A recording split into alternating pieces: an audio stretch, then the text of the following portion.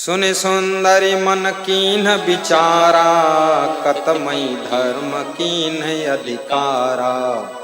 सुंदरी ने कहा मैंने तो बहुत धर्म कर्म किया, पुण्य किया, दान किया, तो कतमई विविध दान व्रत केहू, कतमई तीर्थाटन मन देहू।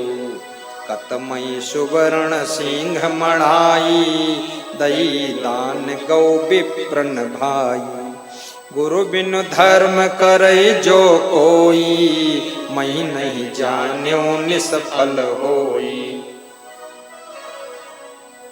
मुझे नहीं पता था गुरु के बिना सब निष्फल हो गया। ते मुनि अब दाया कीजे, राम मंत्र मोका प्रभु दीजे।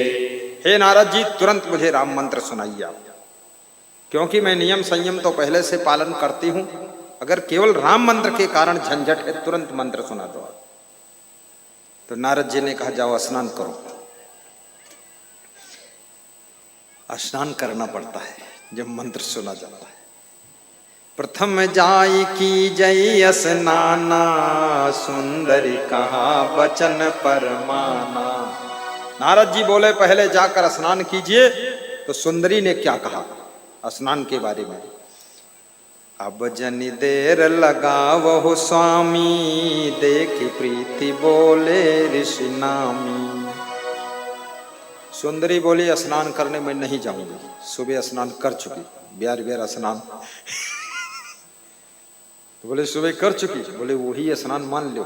फिर नहाई बैठी वहां घंटा भर लगी जाई, और नहाते समय कोई बहकाई दी हमें। जब हरि शरण जीव यह जाई, यम गण ग्रसे कुटुंबिन आई। जब ये जीव गुरुमंत्र लेना चाहता है, भगवान की शरण में जाना चाहता है, तो कुटुंबी और परिवार और गांव के लोग उसको बहकाते हैं कि अभी तुम्हारी कोई उम्र है गुरुमंत्र लेके? अभी दुनिया काम कई लोग बुढ़ापे में लेहो गुरुमंत्र। जब सुन न पाओ तब गुरुमंत्र सुनो, जब देख न पाओ तब गुरु बनाओ। गुरु दिखाई न करे भूत है कि गुरु है, तब गुरु बनाओ चाहिए। अभी तुम्हें सब दिखाते, दुनिया देखो, गुरु कहे देखो। ऐसे पढ़ाते हैं लोग। जब हरि शरण जीव यह जाई, यम गण ग्रसई कुटुंबिन आई। कोई लड़का साधु होने लग जाए, उसके माता पिता इतना उसको तंग करते, साधु नहीं बनने देते। और घर में 1 बीघा जमीन नहीं है, और 1 कमरा रहने का नहीं है। और साधु बनेगा, इतना बड़ा आश्रम मिलेगा, बहुत सुंदर बाग बगीचे में रहेगा, ठाठ से सुखी रहेगा। माता पिता कहते हम तुमका अपनी आंखिन देखी तो नहीं रहो, अरे फोटो धर ले वह आंखिन देखो, वो बकार रहेगा। लड़का मर मिटा हुआ घर में घुसा बैठ फालतू। माता पिता को भी विवेक रखना चाहिए। आधे लड़कन साधु बनाए दो, और मुस्लिम भाई तो टोटल साधु बन जाए 20 साल तक, क्योंकि जनसंख्या बहुत हो गई है। कोई रहा घर में जगह नहीं, न जमीन है, सब साधु बनो, बांधो लंगोटी निकलो, मंत्र हम दे देवे। हाँ,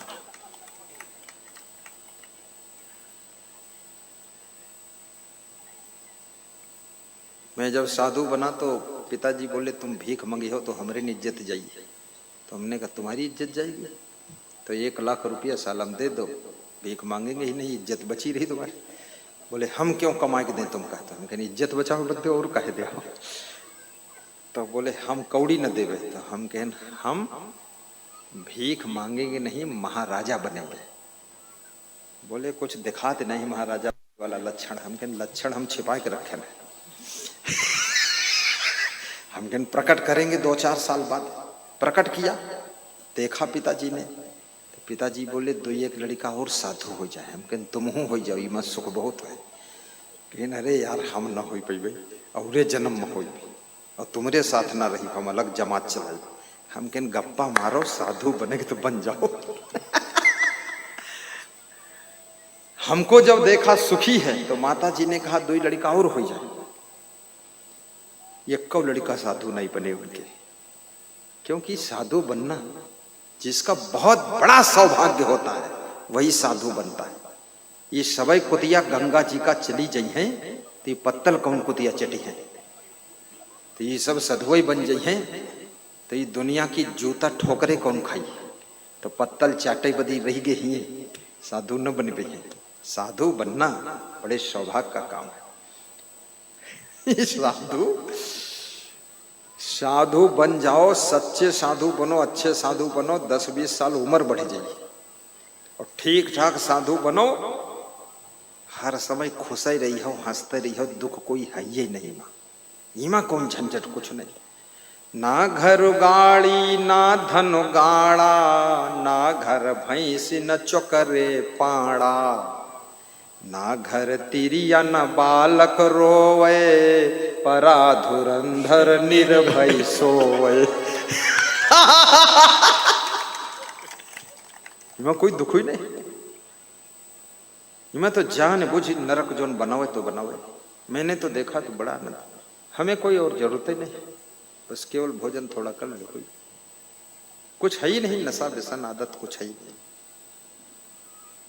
गाड़ी भी रखने की इच्छा नहीं, लेकिन आना पड़ेगा ना कसीमा पर, इसलिए गाड़ी रखा हूं। कुछ रखने की इच्छा ही नहीं है सब, पर सत्संग सुनाना है तो माइक लेकर आया, तुम्हें बिठाना है तो कुर्सी भी लेकर आया। ये गुरु औरे मॉडल कह रहे हैं, हम मेहमान हैं और कुर्सी हम है लाइन तुम्हारे लिए। बहुत उल्टा ही काम हो रहा है सब। हाँ, मेहमान बन गए तुम, हम हैं तुम्हारी सेवा जुटने। हमसे भक्त जी कह रहे हैं यू सब व्यवस्था जो हम लगौती वो 3 दिन के लिए, तो भाई 4-5 लाख रुपया टेंट हाउस वाला लई जरूर लेते। हम कहें तुम 1.5-2 लाख दे दो ही मां, बाकी 5 लाख बचाए जाए। तो उनका जोड़ के बताएं हम 42 करोड़ रुपया भक्तों का बच चुका है 20 साल में इस पंडाल की वजह से। 42 करोड़ सब जोड़ा मैंने। और हमारे आश्रम का हम लोगन का 13-14 करोड़ बचा, क्योंकि वहां भी तो पंडाल लगता है, हमको किराया देना पड़ता है, तो हमरो बचा।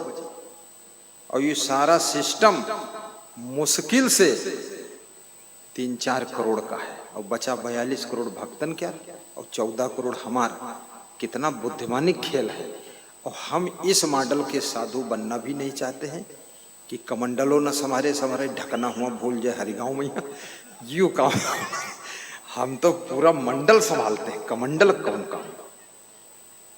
भक्त को आराम मिलनी चाहिए। आज एक माता जी आई मीना देवी अकड़रिया से, खड़ी हो मीना देवी अकड़रिया वाली, कहाँ बैठी अकड़रिया वाली मीना देवी, किधर निकल गई? वहां आणम है, बहुत दूर बैठे, चलो बैठे दो। केला लाई, फल लाई। हमने कहा कहाँ से आई माता जी? कहना अकड़रिया से। तो बोले तुम्हारे ही प्रवचन सुनित है, तुम्हारा दर्शन करे आए है, और लड़के के बियाह हो रहा है, हो ही गवा, अब तुम्हारे हो ही प्रोग्राम, तुम्हें बुलाई भी जरूर अपने गाँव। तो मैंने कहा हम तुम्हारे गाँव में आई भी जरूर, बुलाओ। अब वो बुलाएगी, वो माता जी है, कहाँ ढूंढत घूमी सब टेंट पंडाल बकवास, बिल्कुल राजशाही पंडाल लगेगा उसके, यही सब उठ के जाएगा। हमारा प्रोग्राम गरीब से गरीब, अकेला से अकेला आदमी, कमजोर से कमजोर भी करा सकता है, क्योंकि व्यवस्थक जिम्मेदारी टोटल हमारी है। हम तो भंडारों ठेका ले ली, अगर हमका दे दो ठेका, हम टोटल, हम बहुत बड़े ठेकेदार हैं। झारखंड में हमने ठेका ले लिया था भंडारों के। हम कहना हटाओ बवाल तुम। सब सदुवन के भंडारों से मतलब नहीं कोई। अब वही लोग घर भर आए को हम बैठ खाए 20 लोग, तो हम के ठेका में है इतना ही नहीं रहे, तुम हो खाइयो, कहीं हम खाई भी हम के खाओ कोई बात नहीं है। कल भंडारा मुँह बना है, लेकिन हम तुम्हारे ने भाई ठेका ले हो तो थोड़ा घाटो हो आपका। पूरा ठेका, गाजीपुर के सत्संग में पूरा ठेका, कुछ भी मतलब नहीं किसी से। जितना बुद्धि से काम लोगे, बुद्धि उतना ज्यादा प्रखर होती चली जाएगी, और बुद्धि से काम नहीं लोगे, बुद्धि गोठिल होती चली जाएगी। बुद्धि कुदाल से काम नहीं लोगे, जंग मोर्चा लग जाएगा, और रोज गोड़ी हो तो कुदार में धार निकल जाएगी नई नई। इसलिए बुद्धि से खूब काम लो तो बहुत बुद्धिमान बन जाओगे, और बुद्धि चोर काम चोर बनोगे तो बुद्धि खत्म, खोपड़ी खाली बची, बस बुद्धि न रह जाई, खोपड़ी लिए घूमो। काम चोर कभी मत बनो, मेहनत करो। शरीर से काम लोगे, शरीर स्वस्थ रहेगा। शरीर से काम नहीं लोगे, इसमें हजारों रोग पैदा होंगे। कहूँ हार्ट बवाल बताइयो, कहीं बताइयो नाक कम दर्द, कहीं बताइयो आँखिन से कम दिखात, कहूँ बताइयो खोपड़ी में खजुआत, कहूँ बताइयो खजुली पूरे अंगम, कहीं बताइयो दोनों हाथ जुटन है खजुआई थे। अरे भाग्य से मिली खुजली, खुजवाओ खूब। ये खजुली फजुली सब खत्म हो जाई, मेहनत करो, तनी धूप लगई, पसीना निकरे। कितने लोग एसी में परे रहते हैं, ऐसे परे हैं एसी में जैसे भैंसी परी, वो बस निकलता ही नहीं। और मुंह सब काला कलूटा भैंस जैसा होगा, और पेट सब फूल गवा। एक सज्जन ने कहा अम्मा कहीं दर्शन दे दो, तो हम कहें चलो। अम्मा गए तो जौनी खाट पर अम्मा परी रही, तो इतना मोट लगा, हम सोचन कोई भैंस परी है। हम कहें कहाँ है अम्मा, कहीं ये है। अरे उसका मुंह इतना मोट, एकदम भालू हो गई अम्मा। तो हम कहें तो बहुत मोटी हो गई। कहीं एसी चल रहा है, कूलर चल रहा है, पंखा चल रहा है, और बंद 1 मिनट करे नहीं देती है, और धूप लागत नहीं है, निकलती है नहीं, और यह खटिए खाती, यह परी रहती है। तो हम वजन करता, बोले 1.5-2 कुंटल वजन होगा है। हम लोग उठाई नहीं पाई थे इनका। तो हम कहें कौन आशीर्वाद दे दी, तो हम ऐसा आशीर्वाद दें कि मरी जाए। 6 महीना मरी गई, तो फोन आवा कि अम्मा तो मरी गई। तो हम कहें वही तो आशीर्वाद ही दे रहा है, हम इंतजार में रहे आशीर्वाद सफल भवा कि नहीं भव, मरी कि नहीं मरी। मरी गई, छुट्टी मिल गई, वो अम्मा है। ये सब भैंस बना है। इस शरीर को आदि मत बनाइए, परिश्रम कीजिए, बहुत ऐसी हवा भी मत खाइए, थोड़ा धूप भी लग जानी चाहिए, थोड़ा पैदल भी चलिए, तबीयत ठीक करिए। गुरु मंत्र लेने जा रही हैं सुंदरी, अब कह रही हैं सुत पितु मातु कहीं पैना, भक्ति न छाजय हमरे पैना। पुत्र पुत्री माता पिता सब कहते हैं गुरु मंत्र मत लेना, भक्ति मत करना, हमारे घर में भक्ति नहीं छाजती। इनके घर में भक्ति नहीं छाजत, और घर भर दारू पिए थे, दारू खूब छाजत, बेविचार छाजत, चोरी छाजत, आलस छाजत, बस भक्ति नहीं छाजत। कितना लोग मूर्ख है। सुत पितु मातु कहीं यस बैना, भक्ति न छाजय हमरे पैना। एक आदमी गुरुमंत्र लिहिस, घर में पूछिस ने, और गुरुमंत्र ले लिहिस। गुरुमंत्र लेकर जब घर पहुंचा तो उसके गले में माला देखा घर वालों ने। तो उसके माता पिता कहीं नहीं, माला कैसा है? तो बोला हम गुरुमंत्र ले रहे। तो तुम काहे ले हो गुरुमंत्र? अपने घर में छाजत नहीं भक्ति, यू काहे गुरु बनाए? तो की पत्नी आई, कहला ये गुरुमंत्र काहे लेन, कंठी उतारो। तो अपने घर में भक्ति ना हो सकत है, 10 पीढ़ी से नहीं होती, 10 पीढ़ी से ही घर में सब मूर्ख है, तुम कहाँ से ज्ञानी बन के हो जाए? गुरुमंत्र ले। तो भगत बोला पति बेटा, कहला हम माला न उतारी कंठी, कहीं कुछ हानि हो जाए तो, फिर हानि हो चाहे लाभ हो। तो सवेरे जब सोए उठे तो द्वारे पर एक बैल था उनके, वो मरी गवा। कहीं ले भक्ति का फल मिलेगा, एक बैल मरी नहीं गवा। अरे उतारिया कंठी नहीं, भैंसी मर गई शाम तक, जाओ अपने गुरु को वापस कर दो कंठी। तब तो थोड़ा डराई गो, वह घबराई गो कि भाई भक्ति नहीं छाछती, बैल मरा है, कुछ और हो जी। तो कंठी वापस करेगा वह गुरु के यहाँ, कंठी वापस होते। तो गुरु जो है होशियार था, गुरु वही जो होशियार होता है, गुरु बैदुल्ला होता ही नहीं।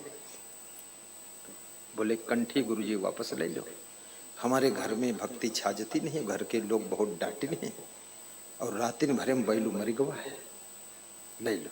तो गुरु जी बोले देखो कंठी जब पहनी जाती है तो सफेद धन की हानि होती, तो तुम्हारा बैलू मर गया, और जो कंठी वापस करी हो तो काले धन की हानि हुई। तो भैंस मर जाई। तो भगत बड़े संकट में पड़ेगा कि अब भैंस मरी वापस दे बजो। तो कहलो तो राह दो, फिर कहीं ले जाओ तुम कंठी पहिरो जाए। कंठी पहिरे पहिरे फिर घर आवा। तो घर के लोग बोले तो कंठी वापस करे नहीं।